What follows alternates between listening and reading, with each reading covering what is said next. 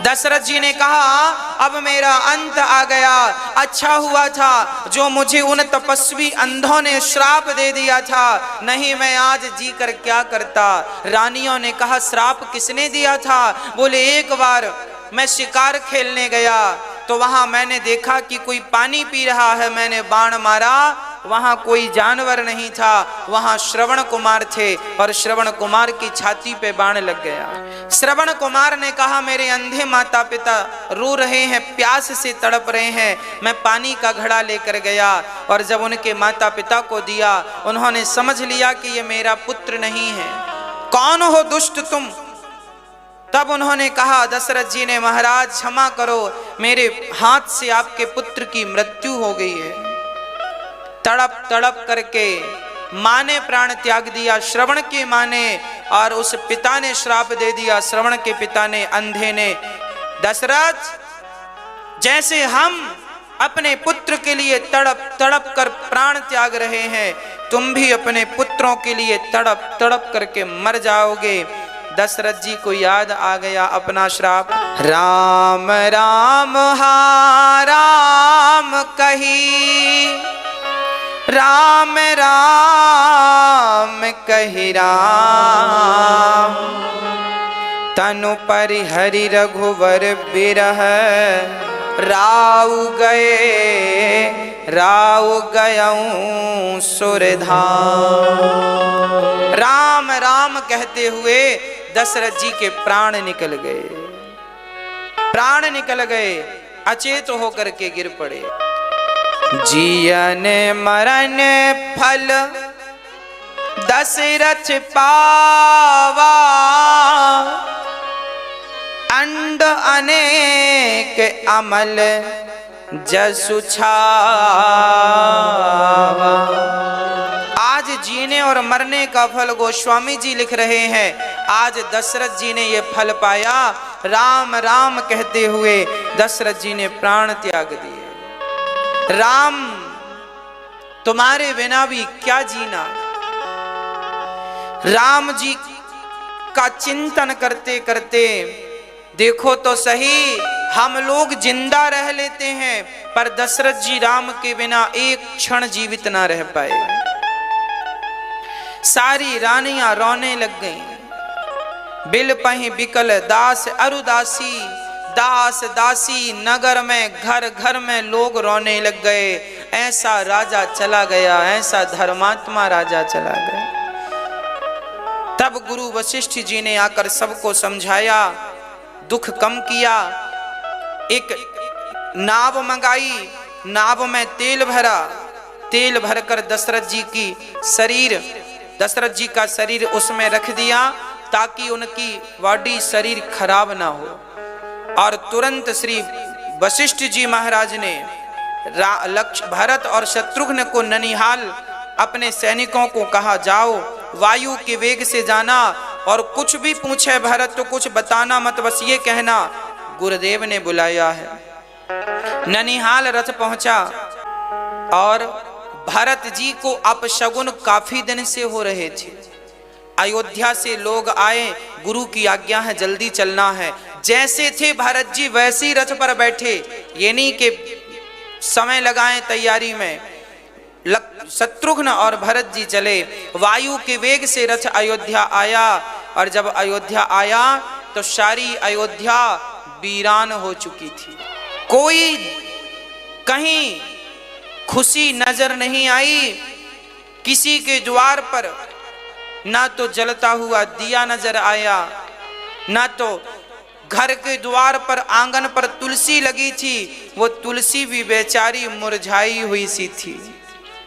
भरत जी समझ गए कुछ बहुत बड़ा अनर्थ हो गया है। पूछ रहे हैं भैया क्या हुआ, कुछ तो बताओ, पर कोई उत्तर नहीं। भरत जी दौड़कर पहुंचे अपनी मां कैकेयी मां के पास। मां बताएगी क्या हुआ है, लगता है हमारे भैया पर कोई संकट आया है। और माँ कैकई भैया पर संकट देख नहीं सकती, इसलिए पहले माँ के पास गए, क्योंकि माँ सबसे ज्यादा, कैकई सबसे ज्यादा राम से प्यार करती थी। भरत जी चले तो धन्य है ये कैकई माँ। पत्थर भी इतना कठोर नहीं होता जितनी कठोर ये कैकई। पति मरा पड़ा है, पति का भी अंतिम संस्कार नहीं हुआ। और रामचरितमानस में गोस्वामी जी लिख रहे हैं कि जब भरत आए तो दिया जलाकर सोने की थाली में भरत की आरती उतार रही। अब सोचो, जिस स्त्री का पति मरा पड़ा हो, अभी अंतिम संस्कार भी ना हुआ हो, वो स्त्री क्या अपने बेटे की आरती उतारेगी? पता नहीं कैकई मां को क्या हो गया है। कैकई हर्षित एहि भांति, मनहु मुदित दब लाई केराती। भरत ने कहा, मां क्या हुआ मां, ये सब शांति क्यों है?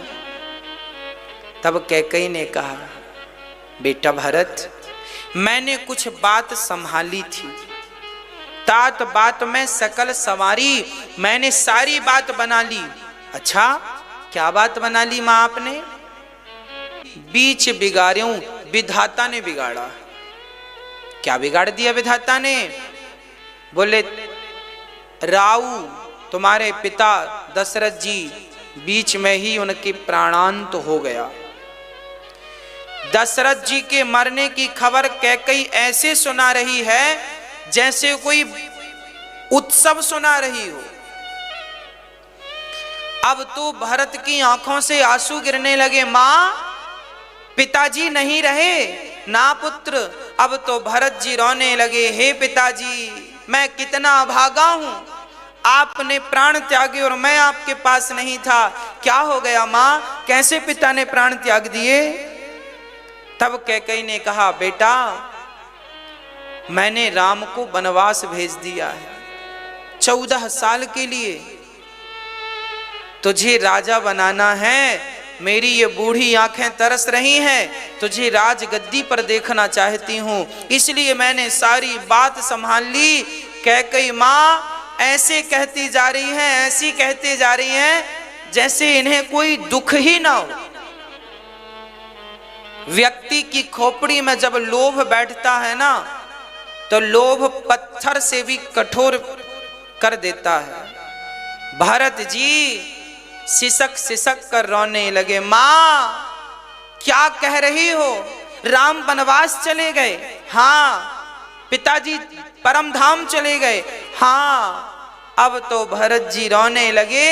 अरे मां कैकई, तेरी जिह्वा पर कीड़े क्यों नहीं पड़ गए जब तूने मेरे राम को वनवास भेज दिया? पिता के मरने का दुख तो भरत जी भूल गए और राम वनवास गए हैं। अब भरत जी कहने लगे, मां कैसी निर्दयी मां है। कोई कहे कि मैं मछलियों के लिए तालाब खाली कर रहा हूं, कोई मछलियों के प्राणों की रक्षा के लिए तालाब खाली कर दे, तो क्या उसे समझदार कहा जाएगा? मां, अरे पानी के बिना जैसे मछली मर जाती है, उसी प्रकार मां तेरा भरत अब राम के बिना जिएगा नहीं। अब तू कैकई बोली, बेटा मैंने सब तेरे लिए किया है और तू मुझे ऐसी बातें कह रहा है? खबरदार मां, मेरे लिए किया है। अरे तुमने तो पेड़ काट कर पत्तों को सींचना चाहा है।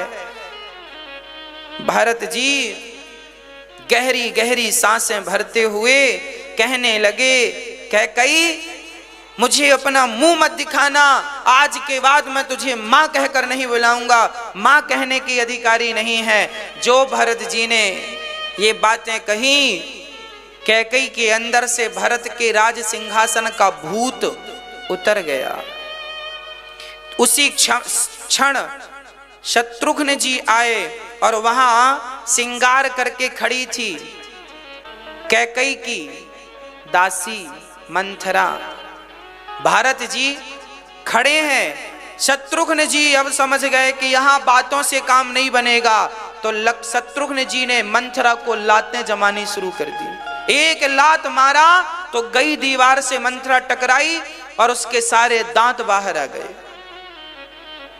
बाल पकड़ करके और झाड़ू पड़ी थी, झाड़ू से जो शत्रुघ्न जी ने मंथरा की पिटाई की, भरत जी को दया आ गई। भरत जी ने कहा शत्रुघ्न इसे मत मारो, इसका कोई दोष नहीं है। शत्रुघ्न जी ने कहा भैया फिर दोष किसका है? कैकेयी का? ना, कैकेयी का भी दोष नहीं है, तो फिर दोषी कौन है? भरत जी रोने लगे। भैया शत्रुघ्न दोषी ये भरत है।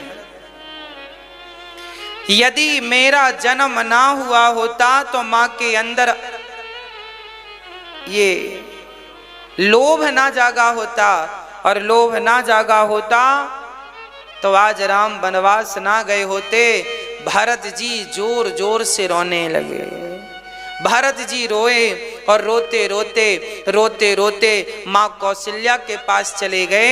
माँ कौशल्या ने उस दिन से भोजन नहीं किया था जिस दिन से राम जी गए हैं, उस दिन से पानी नहीं पिया था जिस दिन से राम जी गए हैं। माँ कौशल्या सूख कर एक हड्डी बची है। जब भरत जी गए और कहा भरत जी ने, माँ कौशल्या की आंखें खुली। कौन? माँ भरत। अब तो भरत का नाम सुना, कौशल्या माँ दौड़ पड़ी और दौड़ करके भरत को अपने हृदय से लगाना चाहती थी, पर क्या करें, शरीर इतना कमजोर था कि वो आधे रास्ते पर ही गिर पड़ी। और जब कौशल्या माँ गिरी तो भरत जी दौड़कर माँ को उठाते हैं और माँ से कहते हैं, माँ अपनी ये आंखें मत खोलना और इस भरत के चेहरे को मत देखना। माँ कौशल्या बोली, बेटा ऐसा क्यों कहता है? तब भरत जी ने कहा, माँ तेरे भरत का चेहरा कलंकित हो गया है। माँ अब इस कलंक से भरे मुख को मत देखना। माँ इस भरत के कारण आज राम को वनवास जाना पड़ा और कितना कष्ट उठाना पड़ा। माँ आप यही सोच रही होगी ना कि मैंने अपनी माँ से मिलकर कोई षड्यंत्र किया है। भरत जी बोले, माँ अब भरत जी अपनी सफाई देने लग गए। माँ मेरा अपराध नहीं है, मैं स्वप्न में भी नहीं चाहता कि राम से एक क्षण के लिए दूर हो जाऊं। माँ मेरी सूरत को मत देखना। माँ मैं अभागा हूँ, मैं कलंकित हूँ। माँ तब कौशल्या ने हृदय से चिपका करके भरत को गोद में लेकर के गोद में बिठा करके कहा, भरत याद रखना ये कौशल्या कभी तुझ पर संदेह नहीं कर सकती। जो माता पिता पुत्र को मारने से,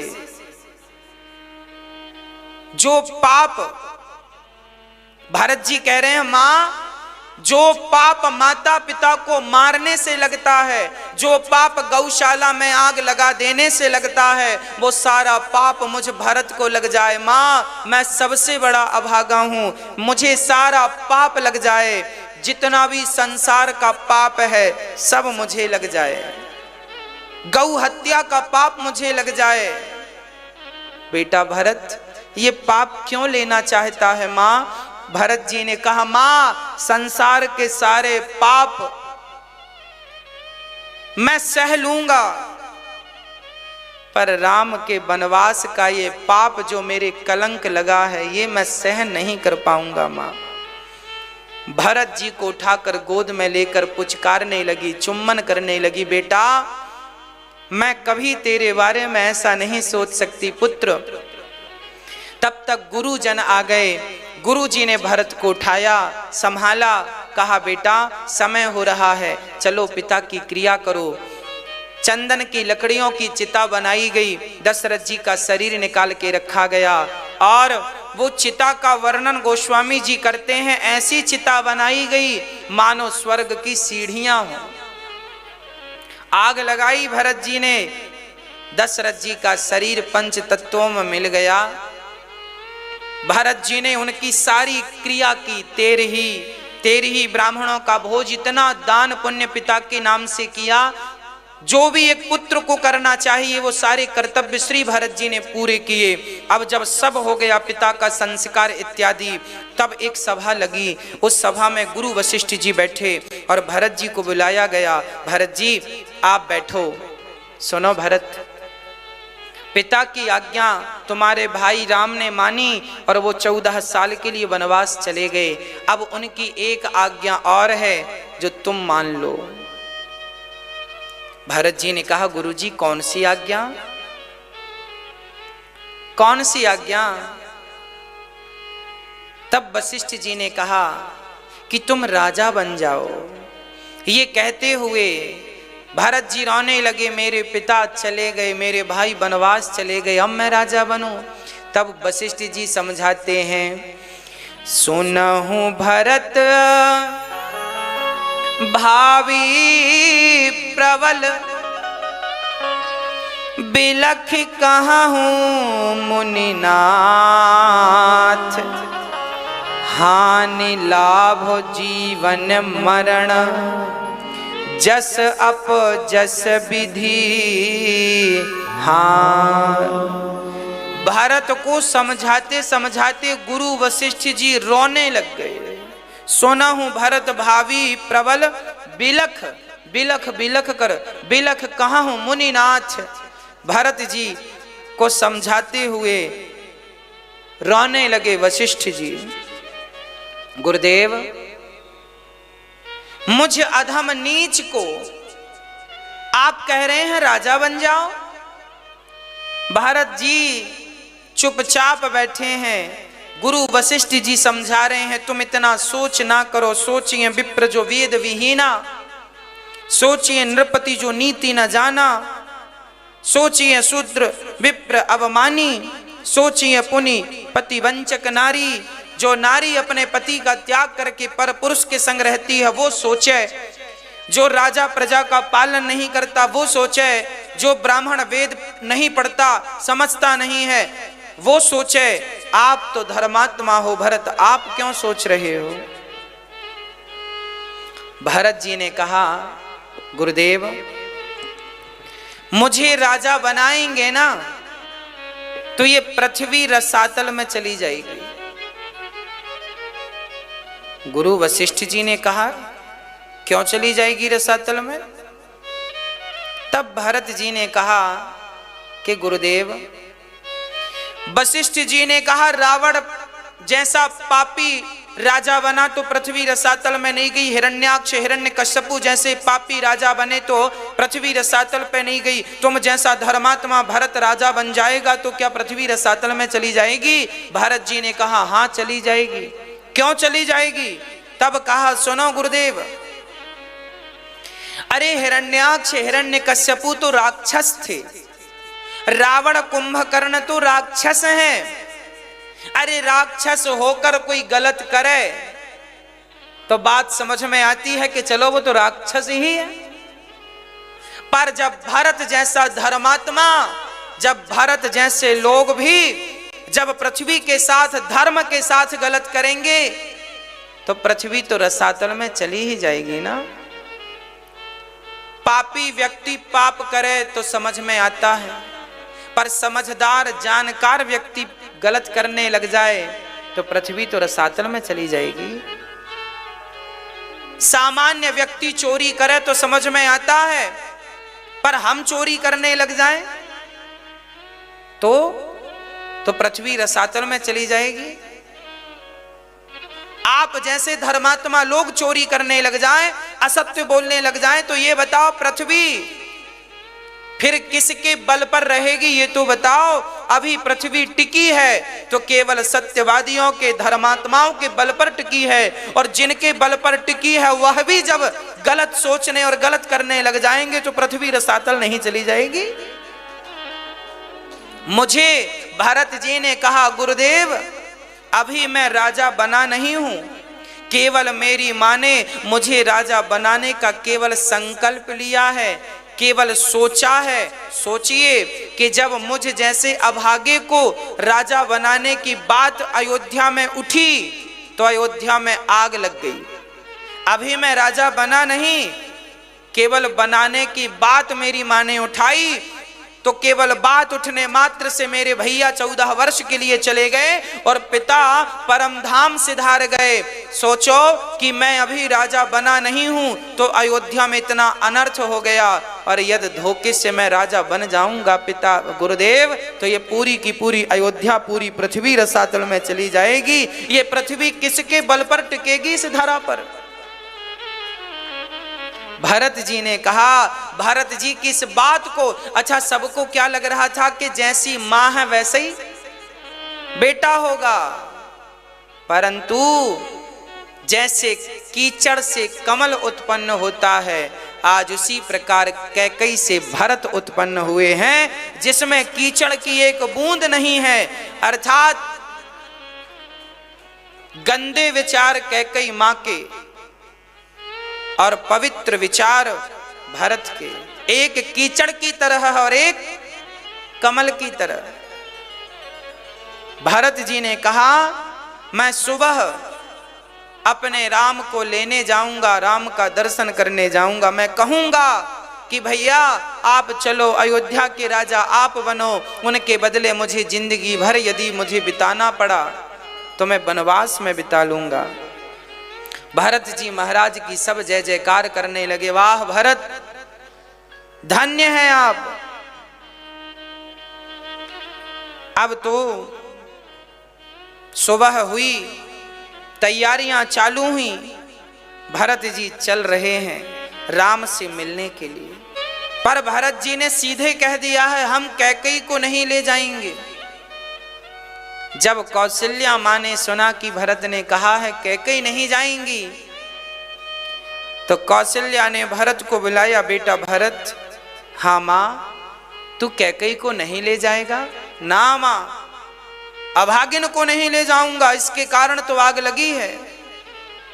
तो फिर बेटा मेरा भी नाम हटा दो, तेरी मां कौशल्या भी नहीं जाएगी। क्यों मां, आप क्यों नहीं जाएंगी? बेटा कैकई नहीं जाएगी तो फिर मैं क्यों जाऊंगी?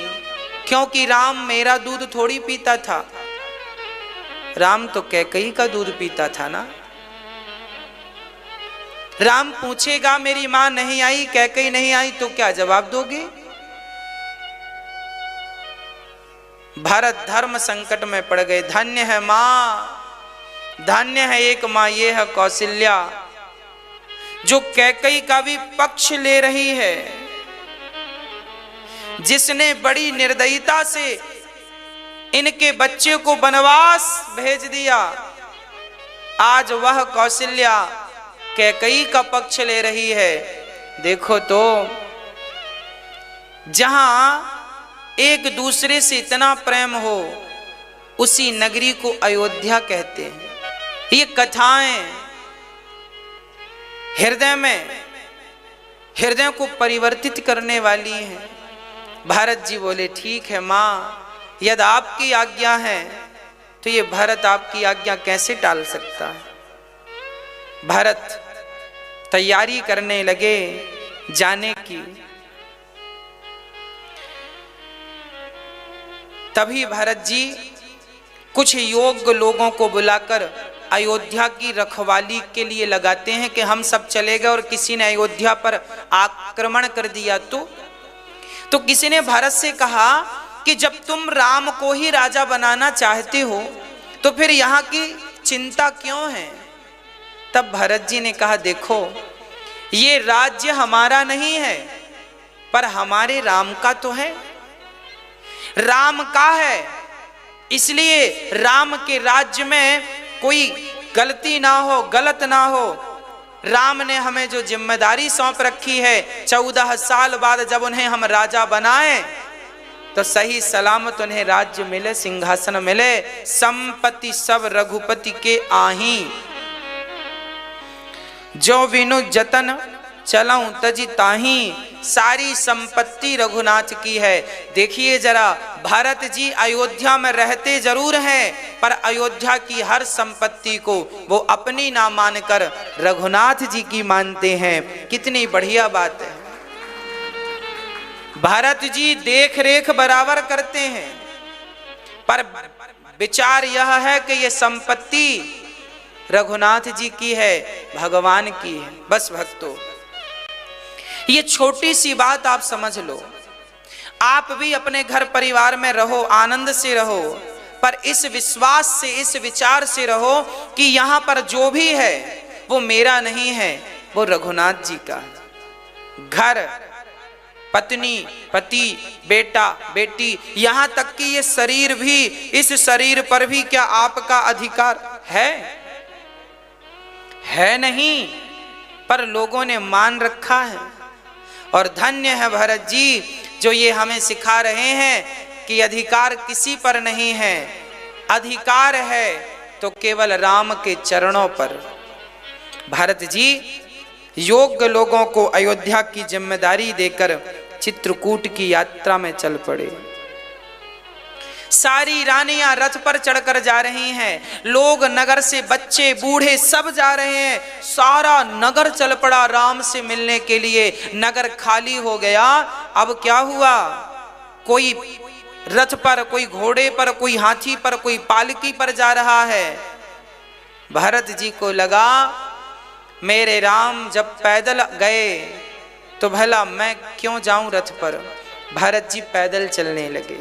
भरत जी जब पैदल चले तो भरत जी के पांव में छाले पड़ने लगे। भरत जी के पांव में जब छाले पड़े, भरत जी को पांव में दर्द हुआ तो भरत जी रोने लगे, जोर जोर से रोने लगे। किसी ने कहा भरत जी क्यों रो रहे हो? आपके पांव में छाले पड़ गए, क्या इसलिए रो रहे हो? भरत जी ने कहा नहीं, मैं इसलिए नहीं रो रहा हूं कि मेरे पांव में छाले पड़ गए। मैं इसलिए रो रहा हूं कि जब मेरे पांव में इतना दर्द हो रहा है तो मेरे रघुनंदन के पांव में, मेरी माँ जानकी के पांव में कितना दर्द हुआ होगा। क्या बिगाड़ा था मैंने अपनी माँ का जो मुझे कलंकित कर दिया। भरत जी नंगे पांव, माँ कौशल्या को खबर लगी कि भरत पैदल चल रहा है तो अपनी पालकी रुकवाई और भरत से कहा बेटा यदि तुम पैदल चलोगे तो और लोग कैसे चलेंगे? सबके पांव में छाले पड़ जाएंगे। बेटा रथ पर बैठ जाओ। माँ ने जब जोर से कहा बेटा रथ पर बैठो, नहीं तो मैं भी तुम्हारे संग पैदल चलूंगी, तब भरत जी रथ पर बैठे और रथ पर बैठकर चले।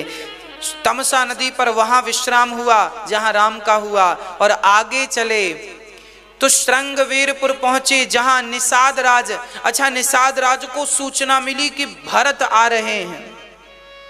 निषाद राज ने तुरंत सेना को आज्ञा दी अपने हथियार तैयार कर लो, लगता है राम को भरत जी मारने जा रहे हैं, ताकि मार करके 14 साल बाद का झंझट ही ना रहे। निषाद राज को लग रहा है माँ ऐसी है तो बेटा भी ऐसा ही होगा। तभी किसी बुजुर्ग आदमी को छींक आ गई। उनने कहा नाना विचार कर लेना चाहिए। तो निषाद राज भरत जी के स्वागत में पहुंच गए। देखें तो सही सेना तैयार थी कि कुछ भी गड़बड़ दिखेगा तो टूट पड़ेंगे, पर भरत का प्रेम, जब भरत जी जब सुमंत्र जी ने बताया कि भरत भैया ये निषाद राज हैं, दूसरी रात राम जी इनके यहाँ विश्राम किए और राम ने इन्हें अपने हृदय से लगाया। और ज्यों भरत जी ने सुना कि राम ने निषाद राज को अपने हृदय से लगाया है, भरत जी अपने रथ से कूद गए और कूद करके भरत जी निषाद को हृदय से लगाकर लिपटा कर रोने लगे। किसी ने कहा भरत जी ये नीच जात का है, इसे आपने हृदय से क्यों लगाया? तब भरत जी ने कहा जिसे राम ने अपने हृदय से लगाया हो उसे भला हम हृदय से क्यों ना लगाएं? इसे हृदय से लगाने से ऐसा प्रतीत होता है जैसे हमने अपने राम को हृदय से लगाया। भरत जी वहां रुके निषाद राज ने दर्शन कराया, राम जी यहाँ सोए थे, सिया जी यहाँ सोई। उस घास के बिछौनों को देखकर भरत जी रो पड़े। राम सिया जी रोई थी तो उनकी साड़ी के कुछ घुंघरू वहां पर गिर पड़े। भरत जी ने उन्हें उठाया, देखा ये माँ के घुंघरू हैं, साड़ी के, उनके वस्त्र आभूषण हैं। हृदय से लगाकर भरत जी रोने लगे। कितना कष्ट उठाया मेरे रघुनंदन ने, देखो तो सही, यहाँ इस बिस्तर पर राम जी सोए हैं। भरत जी उसी जगह पर जहां राम सोए थे उसके नीचे भरत जी मिट्टी पर सोए हैं। रात विश्राम किया, सबने फल फूल दूध इत्यादि लेकर। भरत जी तो कुछ भी नहीं लेते। प्रजा ने कुछ कुछ दूध ले लिया, किसी ने कुछ खा लिया, भरत जी कुछ नहीं खाते। अब आगे चले, चलते चलते जब भरत जी प्रयागराज पहुंचे तो प्रयागराज में भरत जी, भरत तीसरे पहर कह कीन्ह प्रवेश प्रयाग। भरत जी प्रयाग जब पहुंचे, प्रयागराज संगम में स्नान किया भरत जी ने, और स्नान करके प्रयागराज से कहा, प्रयागराज जी प्रसन्न हो गए, वाह भरत, आपकी भक्ति अमर है, बताओ तुम्हें क्या चाहिए। तब भरत जी ने कहा, अर्थ न धर्म न काम रुचि, गति न चाहूं निर्वाण, जन्म जन्म रति राम पद, यह वरदान न आन। आज भरत जी कह रहे हैं प्रयागराज जी से, सुनो, अर्थ ना, भरत जी क्या कह रहे हैं, हमें अर्थ नहीं चाहिए, अर्थ ना। अच्छा, पहली बात अर्थ से क्यों शुरू की भरत जी ने? क्योंकि अर्थ के कारण ही तो इतना बड़ा अनर्थ हुआ है। अर्थ मां को लोभ आया, याद रखना, अर्थ अनर्थ करता है। अर्थ न धर्म न काम रुचि, गति न चाहूं, ना मुझे अर्थ, ना धर्म, ना काम, ना गति, ना मोक्ष, कुछ नहीं चाहिए। प्रयागराज जी ने कहा, फिर क्या चाहिए? बोले, जन्म जन्म रति राम पद, हर जन्म में राम के चरणों की सेवा, राम के चरणों की भक्ति मुझे मिले, ऐसा भरत जी महाराज मांग रहे हैं। आगे भरद्वाज ऋषि से, मुनि जी से मिले, और भरद्वाज जी से भरत जी ने क्या कहा, हे गुरुदेव, मुझे इस बात का दुख नहीं है कि मेरे पिताजी चले गए, दुख इस बात का भी नहीं है कि लोग मुझे क्या कहेंगे। तो फिर भरद्वाज जी ने कहा कि आपको दुख किस बात का है? तो कहा, राम लखन सिया बिनु पग पनहि, कर मुनि वेश फिरहि बन बनहि। मुझे कष्ट केवल इस बात का है कि मेरे राम और मेरी मां सीता बिना चरण पादुका के जंगल में विचरण कर रहे हैं। उनके पांव में कितना, उनके चरणों में कितना कष्ट हो रहा होगा, उस कष्ट से मेरा हृदय जला जा रहा है। भरत जी का दुख देखकर भरद्वाज जी बड़े दुखी हो गए, समझाने लगे, बेटा भरत, तुम्हारे जैसा भाई ना कभी हुआ ना कभी होगा। रात विश्राम करने के लिए भरद्वाज जी ने अपने तप के बल से पूरी एक अलग ही सृष्टि बना दी, माया से संसार रच दिया। भरत जी को रहने के लिए जितने अवधवासी थे सबको रहने को बढ़िया कमरा, खाने की व्यवस्था, अप्सराएं, गंधर्व क्या क्या ना रच दिया तप के बल से। मानो भरद्वाज जी देख रहे हैं कि भरत जी का मन भोगों में तो नहीं है। सारा सामान इकट्ठा कर दिया, नगर बन गए, सुंदर सुंदर कमरे में, बढ़िया वीआईपी कमरों में सारी प्रजा रही, बढ़िया 56 प्रकार का खाए। पर रामचरितमानस में लिखा है कि जितना सुख प्रकट किया भरद्वाज जी ने, उस सुख का शरीर से तो क्या, मन से भी भरत जी ने स्पर्श नहीं किया। शरीर से तो छोड़ दीजिए, मन से भी उसका स्पर्श नहीं किया। भरत जी कोई सामान्य नहीं है। कहते हैं भक्ति करने का फल है भगवान की प्राप्ति। भक्ति करने का, माला जपने का, तपस्या करने का फल है भगवान की प्राप्ति। और भगवान की प्राप्ति का फल क्या है? हाँ,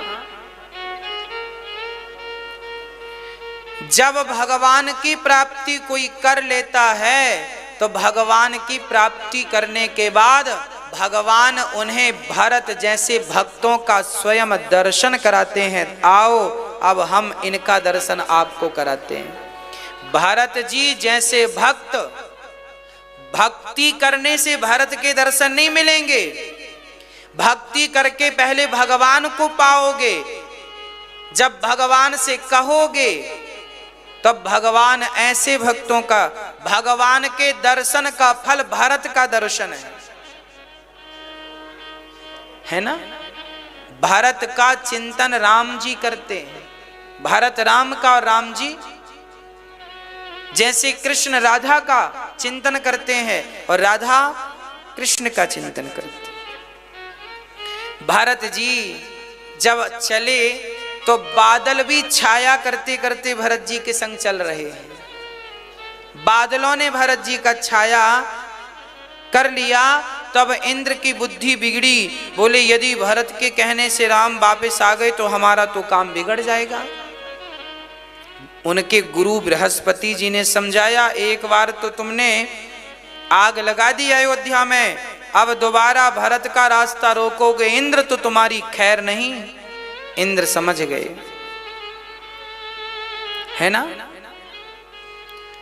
ये रास्ता मत रोकना। अब श्री भरत जी महाराज गांव से निकल, जिस गांव से राम जी निकले उसी गांव से भरत जी भी निकले। गांव वाले भरत जी का दर्शन किए, भैया ये कौन है, ये तो वही है क्या?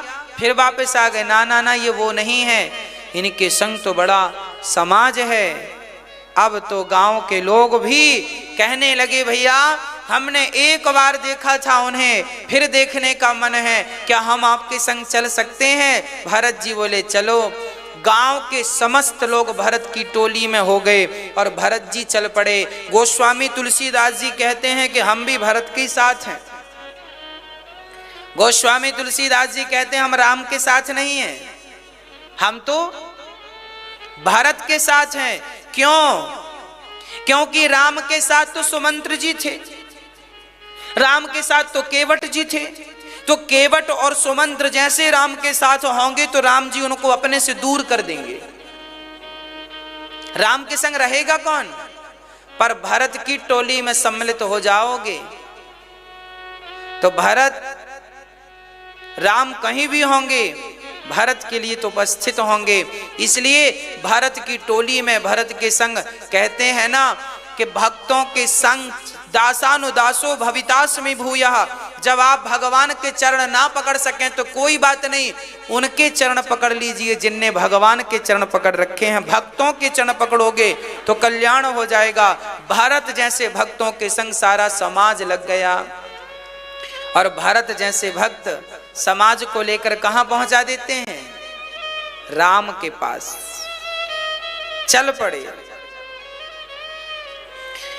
अब राम जी, यहां सीता जी ने सपना देखा, सिया जी ने स्वप्न देखा, सपना देखा कि भरत जी आ रहे हैं सबके साथ। राम जी खड़े हो गए और राम जी रोने लगे, मेरा भरत, मेरा भरत, मेरा भरत, मेरा भरत, मेरा भरत कह कह के रोने लगे। सुबह हुई, लक्ष्मण जी लकड़ी लेने गए, देखा तो बड़ी धूल उड़ रही थी। पेड़ पर चढ़कर देखा तो लोग आ रहे थे। तुरंत लक्ष्मण जी दौड़े दौड़े आए, भैया जी धनुष बाण तैयार कर लो, युद्ध करना है। राम जी बोली, युद्ध किससे? अरे वो लक्ष्मण, वो भरत आ रहा है, जैसे उसकी माँ वैसे ही वो देखो पूरी सेना लेकर आ रहा है। उसे लग रहा होगा 14 साल बाद फिर आएंगे तो फिर अपना सिंहासन मांगेंगे, तो वो हमसे युद्ध करने आ रहा है, ताकि जंगल में इन दोनों को मार दो, ताकि झंझट ही ना रहे। लक्ष्मण जी बोले जा रहे, लक्ष्मण जी कह रहे हैं, भैया आज मैं भरत को मार डालूंगा यदि युद्ध हुआ तो। आपकी तरफ उंगली उठाकर देखा किसी ने। राम जी बोले, भैया लक्ष्मण इतना मत सोचो, भरत ऐसा नहीं है, भरत ऐसी सोच नहीं रखता। भैया आप नहीं जानते, आप भोले भाले हैं। मैं जानता हूं कि उसकी मां नागिन है तो बेटा भी नाग ही होगा। कोई नाग से गाय थोड़ी पैदा होती है। जैसी मां बेटा भरत जी, लक्ष्मण जी बोल रहे हैं, तब आकाशवाणी हो गई, लक्ष्मण अपने भाई के लिए ऐसी सोच मत रखो। तब लक्ष्मण जी शांत हुए। और यहां चित्रकूट जब पहुंचे, सारे लोग स्नान करने लगे, तभी केवट भरत को लेकर के चले। सबने मंदाकिनी में स्नान किया, भरत जी ने भी मंदाकिनी में स्नान किया। केवट पेड़ में चढ़कर देखा तो दूर कुटिया नजर आई। तुरंत भरत जी को लेकर केवट जी सबसे पहले चले। और चलते चलते यहां राम इंतजार कर रहे हैं, मेरा भाई कब आएगा, मेरा भरत कब आएगा, मेरा भरत कब आएगा। और वहां भरत जी मन में ग्लानि कर रहे हैं, पता नहीं मुझे राम देखेंगे भी नहीं, ऐसा तो नहीं मुझे देख के आंख फेर लें, मुंह फेर लें। भरत जी की आंखों में आंसू हैं।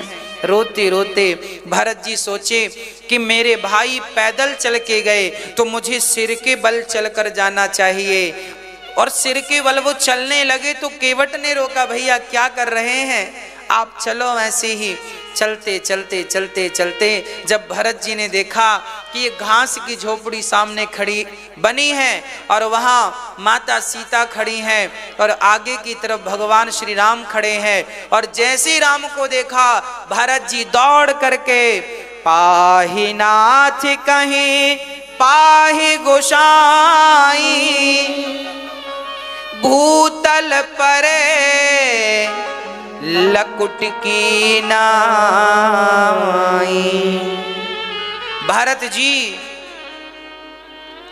जैसे लकड़ी खड़ी खड़ी लकड़ी को गिराओ तो बिल्कुल खड़ी यूं गिर जाती है, ऐसे भरत जी राम को देखकर खड़े हो गए, स्तब्ध हो गए और बिल्कुल खड़े खड़े राम जी के सामने उनके चरणों में भरत जी धड़ाम से गिर गए। राम जी के हाथ से धनुष बाण गिर गए। हां, राम ने कभी अपने धनुष बाण कभी गिराए नहीं, रावण के सामने धनुष बाण नहीं गिराए, बड़े से बड़े शत्रु दुश्मन के सामने राम जी ने अपने धनुष बाण नहीं गिराए। पर भगवान कहते हैं कि यदि कोई भक्त मेरी शरण में आ जाए तो मैं उसके सामने अपने धनुष बाण गिरा के अपने आप को उसके हवाले कर देता हूं। अपने आप को हवाले कर दिया। अस्त्र शस्त्र गिराना मतलब अपनी पराजय स्वीकार कर लेना। अस्त्र शस्त्र गिराने का अर्थ है अपनी पराजय स्वीकार। हमारी पुलिस कहती है ना, अपने हथियार गिरा दो, हथियार गिरा दो। तो जैसे हथियार गिराने के बाद व्यक्ति सामने वाले के अधीन हो जाता है, आज भरत जी को देखकर राम जी आज अपने हथियार गिरा के आज राम भरत के अधीन हो गए। भैया भरत, और राम जी ने भरत को उठाया नहीं, भरत जी पड़े रहे। राम जी लक्ष्मण की तरफ देखने लगे। लक्ष्मण, तुम्हें बड़ा गुस्सा था ना भरत के लिए, जब तक तुम नहीं कहोगे भैया तब तक हम तुम्हें उठाएंगे। हाँ, तब लक्ष्मण जी ने कहा प्रभु भरत चरणों में पड़े हैं। राम तो झरझर आंसू गिराने लगे, आंखें बंद हो गईं, भरत जमीन पर पड़े हैं, अचेत से हो गए राम जी। तब हिलाया लक्ष्मण ने, भैया भरत जी पड़े हैं। तब आंख खुली, अच्छा, भरत को उठा करके रघुनंदन ने अपने हृदय से लगा लिया। बोलिए भक्त वत्सल भगवान की। उठे राम सुनी प्रेम अधीरा, कहूँ पट कहूँ निसंग धनु तीरा। कहीं धनुष पड़ा, कहीं बाण, और भरत को उठाकर भरत जी भी लकड़ी की तरह गिर गए, यूं सीधा। कहने का अर्थ ये है जैसे लकड़ी गिर जाए तो वो अपने से कभी नहीं उठती, उसे उठाना पड़ता है। उसी प्रकार भरत जी कह रहे हैं, राम मैं आपके चरणों में तब तक पड़ा रहूंगा जब तक आप स्वयं मुझे उठा नहीं लेंगे। लकुट की नाई भरत जी पड़े हैं चरणों में, राम ने उठाकर हृदय से लगाया। और जब तक भरत जी राम से गले मिल रहे हैं, अपने हृदय से लगाकर बड़ा सुख पा रहे हैं, भरत जी राम को गले लगाए हैं, राम जी भरत को गले लगाए हैं, तब तक सारी समाज आ गई। और जब सब आए तो सब में से सबसे पहले राम जी सबसे नहीं मिले। प्रथम राम भेंटी कैकई, राम ने भरत को बिठाया और फिर सबसे पहले पालकी से कैकई को उतारकर सबसे पहले मां कैकई को बिठाया है आसन पर। किसी ने कहा ये भरत राम जी ने कैकई को क्यों बिठाया पहले? आज का व्यक्ति बिठाता क्या? आपका कोई अपमान करे तो आप उसकी तरफ देखेंगे क्या? नहीं ना, राम ने देखा, राम ने उन्हें आगे उठा के बिठाया। क्यों? राम ये संदेशा देना चाहते हैं कि आपके साथ कोई गलत करेगा तो क्या आप भी उसके साथ गलत व्यवहार करोगे? और यदि करोगे तो फिर उसमें और तुम में अंतर क्या रहेगा? और सच्ची कहूं मेरी मां, तो कैकई ना होती तो राम को कोई ना जानता। राम को कैकई ने वनवास नहीं भेजा।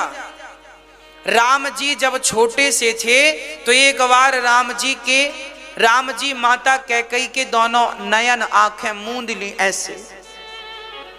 कैकई बोली, बेटा राम तुमने मेरी आंखें क्यों मूंद ली? राम ने कहा, मां मुझे एक वचन दो तब मैं आंखें खोलूंगा। हाँ हाँ, क्या चाहिए? मां जब मेरे पिता मुझे राजा बनाने लगे तो आप मुझे वनवास भेज देना। क्यों बेटा? मां मैं इस धरती पर अवतार लिया हूं, मां बाप मुझे भेजेंगे नहीं, कौशल्य और दशरथ जी आप भेज देना। मैं राक्षसों को मारकर 14 साल का काम पूरा करके मैं भगवान बन जाऊंगा। मां मेरी जय जयकार तब होगी जब मुझे वनवास भेजोगे, पर आपके नाम पर लोग थू थू करेंगे। मां कैकई ने कहा, बेटा यदि मेरे नाम के सामने यदि लोग थू थू करते हैं, मुझे अपमान मिलता है, और यदि मेरे अपमान से तेरा सम्मान बढ़ता है तो मैं अपमान सहने को तैयार हूं, पर अपने राम का सम्मान बढ़ाऊंगी। ठीक है राम ने ही कहा था, इसलिए कैकई ने वनवास भेजा। कैकई जिनकी मर्जी के बिना पत्ता नहीं हिलता, उन्हें कैकई क्या वनवास भेजेंगी?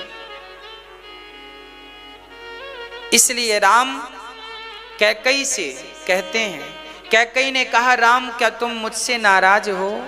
राम ने कहा, ना मां, हृदय से लगा लिया, चरणों को पकड़ लिया राम ने। मां मैं आपसे नाराज क्यों रहूंगा? बेटा यदि नाराज नहीं हो तो एक वचन दो। कौन सा वचन? मां मुझे वचन दो कि अगले जन्म में तुम मेरे पुत्र बन करके जन्म लोगे। मेरे गर्भ से जन्म लोगे।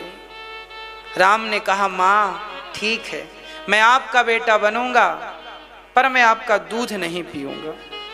वही कैकेयी द्वापर में माता देवकी बनी, जन्म तो लिया पर दूध नहीं पिया। दूध पिया तो मां यशोदा का। अब राम जी सारी समाज के संग बैठे हैं, चर्चाएं चल रही हैं।